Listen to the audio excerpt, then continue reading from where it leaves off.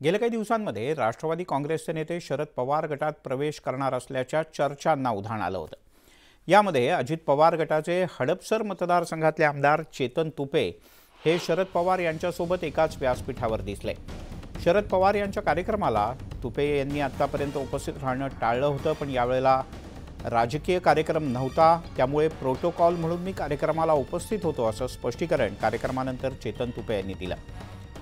तसंच शरद पवार यांच्यासोबत कोणतीही चर्चा झालेली नाही असंही त्यांनी म्हटलं।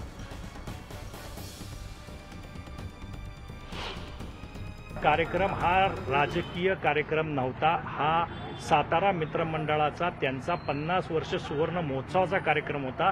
त्याचे ज्या पुरस्कार्थी आहेत आणि त्याचे जे निमंत्रक आहेत ते यशवंत अण्णा साळुंखे हे माझ्या मतदारसंघात राहतात आणि त्यांचे आणि माझे घरोब्याचे वैयक्तिक संबंध आहेत। त्यांनी मला कार्यक्रमाला निमंत्रित केलं होतं, त्यामुळे एखाद्या जिल्ह्याच्या मित्रमंडळाचा कार्यक्रम होते तर लोकप्रतिनिधी म्हणून उपस्थित राहणं माझं कर्तव्य आहे।